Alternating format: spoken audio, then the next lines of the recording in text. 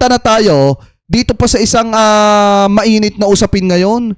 Patungkol po dito sa road rage na sinasabi mga kababayan na kung saan sangkot daw ang isang presidential son. Which is mga kababayan, siguro nagtataka kayo sino sa mga anak ni PBBM yung binabanggit po dito. Ano po, so ngayon ito, i-play po natin. Ipinatatawag na ng LTO ang driver ng sasakyan na sangkot sa umano'y road rage sa NLEX nitong... Kasi ang ano daw dito mga kababayan, ng konteksto dito, parang o-overtake ka yung Land Cruiser and then ayaw magpa-overtake mga kababayan ng isang governor na piling hari. Kaya ang nangyari, bumaba yung mga convoy and then hinaras-haras mga kababayan yung sakay ng Land Cruiser. Parang ganun yung nangyari dyan. Pero anyway, panoorin natin. Weekend. Ayon sa kolumnistang si Ramon Tulfo, isang bigating personalidad ang sabit sa insidente. Nako! Ang detalye sa agenda report ni Just Ignacio.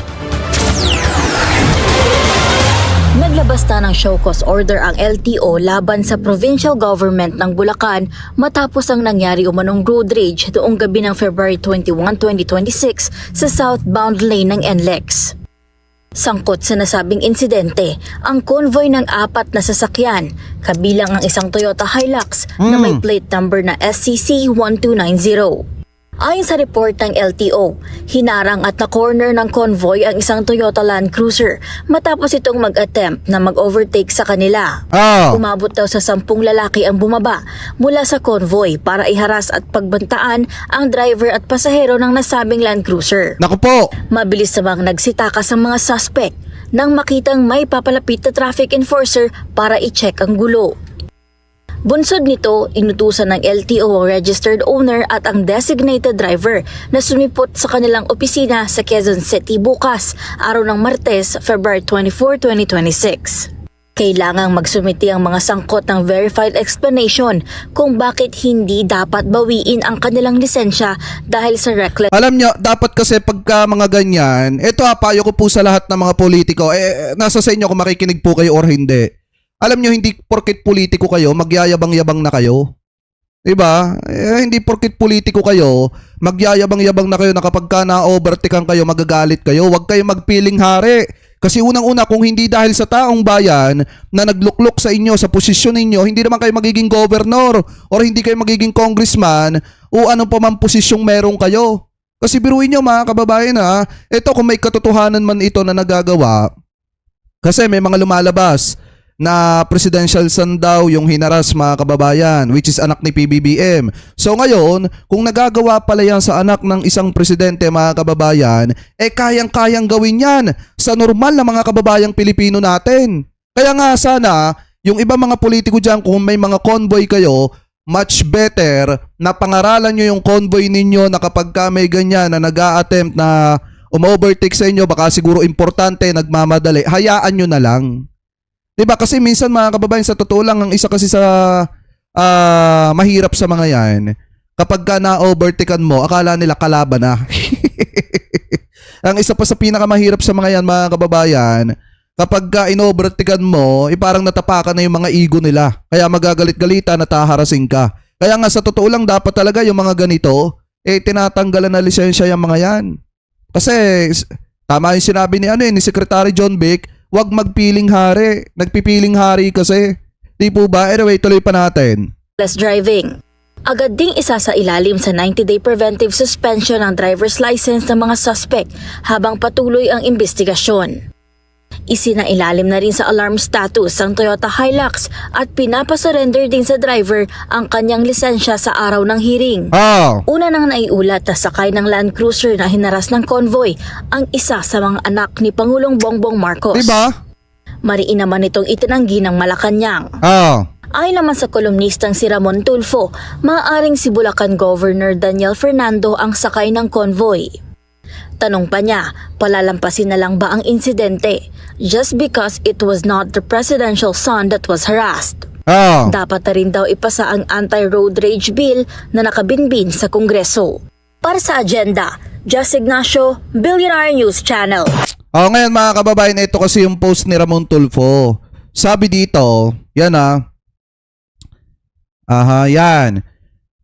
Pinabubulaanan ng Malacanang ang report na hinaras at hinarang ng convoy ng Presidential Son sa North Luzon Expressway kahapon ng gabi, February 21, 2026. Ayon sa report na nakalap ng dating Inquirer, ace reporter na si Nancy Carvajal, bumaba ang 15 na lalaki na nag-block sa convoy ng Presidential Son.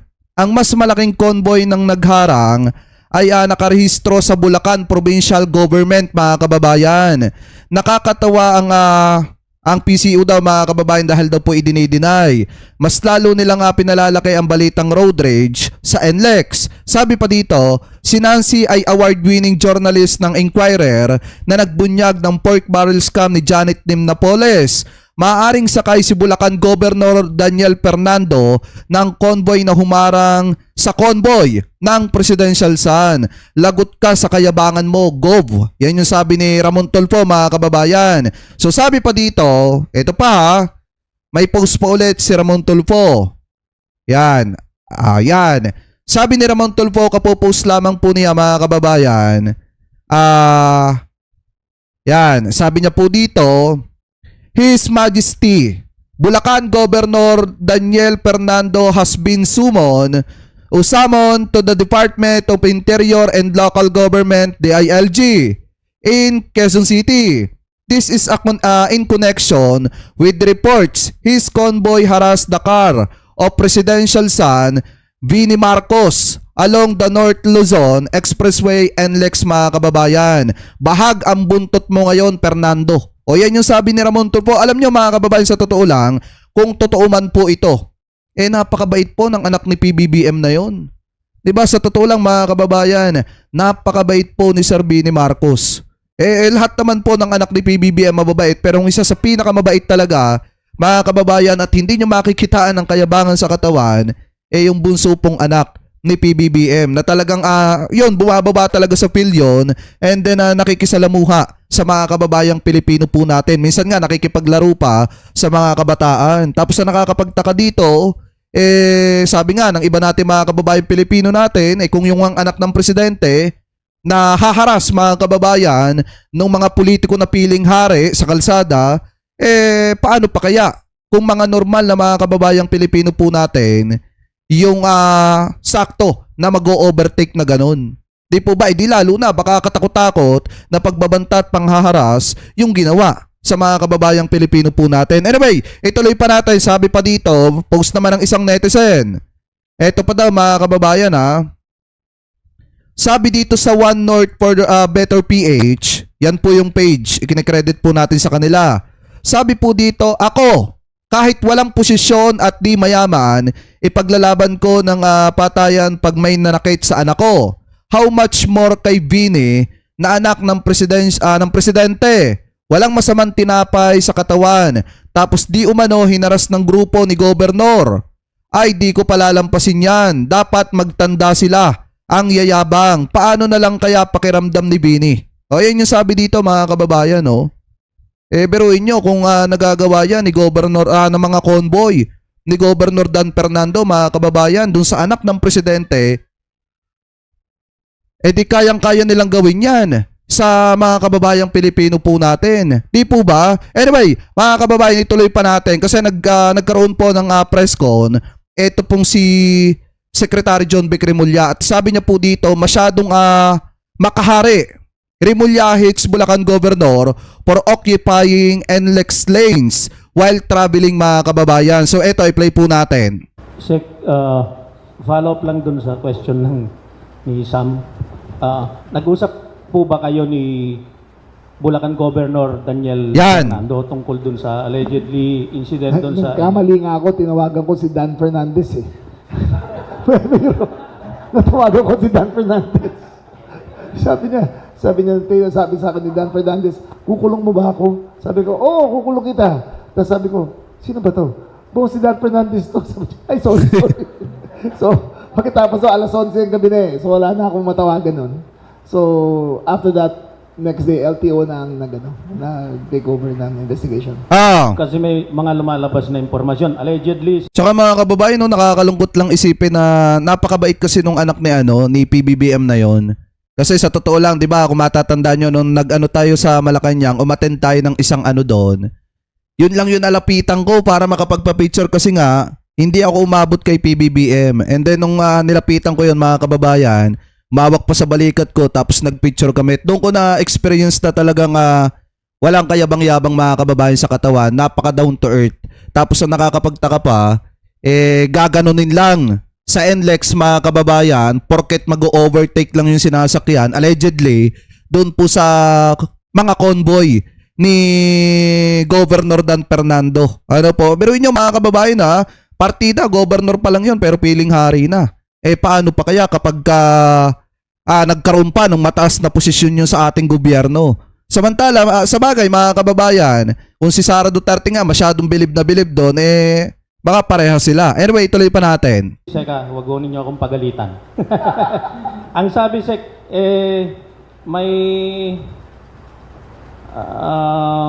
may sinasabi na nati-threaten daw si Governor Fernando at ang binabanggit ay kayo. Tinreten daw, Yes, opo. may sinasabi daw si Governor Dan Fernando na tinreten daw siya ni Secretary John Becremolia mga kababayan. Anyway, tuloy pa natin. As far as I know, walang threat. Ang pina-examine ko lang yung firearms licenses niya. Kung ano ang valid, ano hindi. But as far as that, wala kaming raid sa bahay, walang ganun. Patawarin po ninyo ako sa specific na salita na naibigay sa aking impormasyon, Secretary, na ang binanggit daw po ninyo ay kaya naming kunin lahat ang mga baril, ipakuha lahat ang mga baril mo at yung mga sasakyan mo kaya naming ipa-impound. Hindi, ang sabi ko, again, pina-examine ko lang kung ano ang 3 firearms were discovered, one is missing. So, hinahanap namin. As far as after that, ang LTO na nag-conduct na investigation, I think lahat ng vehicles ay in-inspect. Pero after that, wala na akong Pero Sek, yung pong insidente na yan ay nangyari nung time na nangyari yung insidente ho doon sa NLEX. Yung mismong oras po na yon. Anong insidente? Yung sa NLEX, allegedly may road rage something. Sabado Kasi wala ako nun nasa Taytay ako, birthday na nanay ko. So nakuha ko information na alas 11 ng gabi. Wala na akong matawagan nun. Wala nang 11 o'clock. So at 11 o'clock wala na namang di ba? Wala nang nagtatrabaho nun. So, Tama. Pero Sek, anong oras po nangyari yung pag-uusap po ninyo ni Bulacan Governor Daniel Fernando? Parang sunod na araw na umaga na. So Sunday po yon.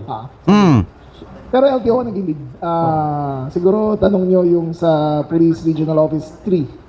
Doon yata din na lahat ng mga kotse at mga baril. Naging maayos po yung pag- Pero ano din yan lesson learned din yan kay Governor Dan Fernando na pagsabihan niya yung mga convoy niya na wag masyadong gigil sa daan mga kababayan na porket may o-overtake ayaw na po nilang pa-overtakein. Gusto nilang sakupin lahat yung daan. So paano naman kung may emergency yung iba mga kababayang Pilipino po natin? Halimbawa, may mga dadalhin sa ospital, nagmamadali, tapos magtatangkang umovertake mga kababayan, and then tama naman yung linya, pero dahil nga sa binablock nila yung daan mga kababayan, di maghihintay na lang yung mga kababayang Pilipino po natin na may pupuntahang emergency. Di po ba? Ganon ang gawain ng mga piling hari. Ano po sa kalsada, kaya nga bawas-bawasan ng mga politiko yung pagpipiling hari nila sa mga kalsada dahil utang lang nila sa taong bayan kung nasaan sila ngayon. Di ba dapat nga nagpapasalamat kayo sa taong bayan? Anyway, tuloy pa natin. Pag-uusap. Okay naman. Okay naman. Oo. Sir, to be specific lang para malinaw lang at hindi rin ho kami magkamali. Ito ho yung insidente na allegedly isang presidential son ang na-involve doon sa ang hirap kasing sabihin, road rage na lang ho kasi may mga baril daw kung lumabas It doesn't matter if it was a presidential son or not. Naging ugali na ni Governor Fernando na pag nabiyahe siya ng NLEX ay 4 na lane ang occupied niya na walang pwede mag-overtake. So, ang dami na namin nakuha ang complaint na gano'n na Okay mga kababayan, ganito pala. Hindi pala basta masasabing road rage yun. Kasi mga kababayan, ang nangyari pala dito, nung bumaba yung mga tauhan, mga convoy ni Governor Dan Fernando, tinakot mga kababayan, and then hinaras etong sasakyan, and then yung driver, and then yung nakasakay doon po sa sinasakyan ni Sir Bini Marcos. Kasi sinasabi dito anak ng presidential son. Hindi naman itinatanggi ni Secretary John B. Cremulya. Ang sinabi niya lang dito, anak man niya ng presidential son o hindi, ugali na ni ano na ganyan. So ibig sabihin, talagang kumpirmado nga mga kababayan na yung hinaras ng mga tauhan ni Governor Dan Fernando talagang isa sa mga anak ni PBBM at malaki ang posibilidad na tama yung sinabi ni Ramon Tulfo na si Benny Marcos yun. Ano po, anyway, tuloy pa natin. Masyado siyang makahari sa lugar niya. So, yung ganyan. Grabe, no? Ako, 11 taon ako ng governor di ba? Hindi ko ginawa yan. Kaya ko ba harangin SLEX, di pinagmumura ko lahat ng tao. Sa kanya, sa NLEX, hinaharang niya talaga. Siya lang pwedeng dumaan. Daig pa ang presidente kung bumiyahe. Ay! So, irregardless kung sino ang naging victim, that was wrong. Bari yung ginawa niya.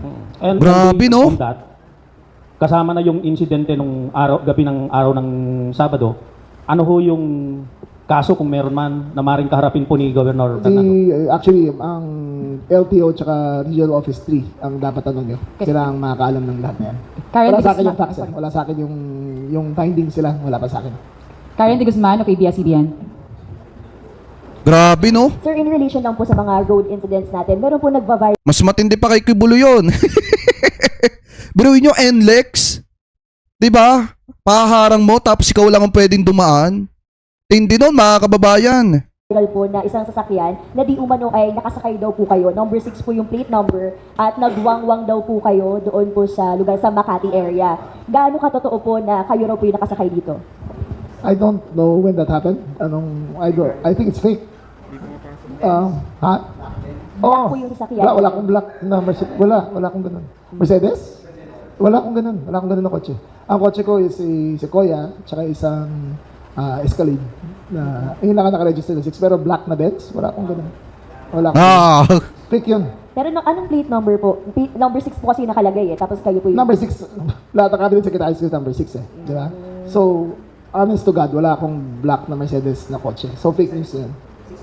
6 sa likod. Ang 6 ko sa harap nakalagay eh. Makikita nyo, andyan dyan namin. Pero gumagamit daw po kayo ng wangwang para makalusot po doon sa traffic. Well, sometimes, kung kailangan, it is sometimes necessary na duty na nagmamadali kami. Introducing the new Isuzu. Grabe, mga kababayan, no? Anyway, tuloy pa natin. There are only 8 people authorized in the Philippines, nationally na may ganyan. The President, the Vice President, the Vice Secretary of Justice, the DILG, Secretary of DILG, NBI Director. Parang gano'n lang ngayon ang pwedeng mag-ganyan. But to be abusive about it, hindi naman gano'n. Sir, in relation to another fake news, Tsaka road rage. Wala akong road rage. tulog ako sa kotse lagi. So, hindi ko alam yun. So, okay po. In relation to another fake news po, sunod-sunod po yung smuggling operations po natin ng anti Ito, wala na to, mga kababayan. Kaya nga, ito payo ko lamang po kay Governor Dan Fernando, much better na baguhin po natin yung ugali po natin. Kung totoo man po, na ganito po yung gawain nyo, na ipinapasarado nyo yung kalsada dahil gusto nyo na kayo lang yung dumaan, sana next time baguhin po natin yan. Kasi unang-una, yan naman pong posisyon na meron kayo, galing naman po yan sa mga kababayang Pilipino po natin. Hindi naman po yan na basta nakuha nyo lang. Yan po ay pinagkatiwala sa inyo ng mga kababayang Pilipino po natin. Alam nyo po ba, mga kababayan, sa totoo lang, kapag kasama ko yung driver ko, lagi ko pinagsasabihan yung driver ko na, baka mawalan tayo ng lisensya ha. Baka mawalan ka ng lisensya, mahirap makuha yung pribilehiyo na magkaroon ng lisensya. Ngayon, pag sumabit tayo sa road rage, hindi mo na maibabalik yung panahon na makakapag-drive ka pa. Kasi pag tayo lumabas na mali, automatic mawawalan tayo ng lisensya. Kaya much better, mahaba ang pasensya at hayaan natin na sila yung mauna. Kung hindi naman tayo nagmamadali, bakit tayo makikipag-agawan ng daan? Napakalawak ng daan. Ano po, mga kababayan? So sana sa mga kababayan Pilipino din natin, pahalagahan ninyo yung lisensya na hawak nyo. Lalo na kung kayo po ay nagmamaneho, much better na nagpapatakbo ka ng mabagal at hindi ka nakikipag-unahan sa daan kaysa sumabit ka sa isang problema na hindi mo na mahihirapan ka na nalabasan, lalo na kung masasamsam, ma-revoke yung lisensya mo. Ano po, so sana yung iba, habaan yung pasensya nyo pag nasa daan kayo. Huwag masyadong mainitin ang ulo. At kaya nga may exam kapag ka kumukuha ng lisensya para sukatin at malaman nyo rin kung ano yung mga batas sa daan. Ano po mga kababayan, so kung dito, kung may katotohanan man, yung sinasabing road range na kung saan sangkot yung presidential son and then etong si Governor Dan Fernando, ang nakakalungkot lang dito, bakit kailangan pa ni Congressman Dan Fernando na gawin yung mga bagay na yun, na magpiling hari kahit hindi naman siya hari. Ano po mga kababayan? Anyway, kayo po, ano po masasabi nyo? Hingil po dyan. Comment below na lamang po kung ano po ang comment at opinion po ninyo. Hingil po sa usapin po na yan.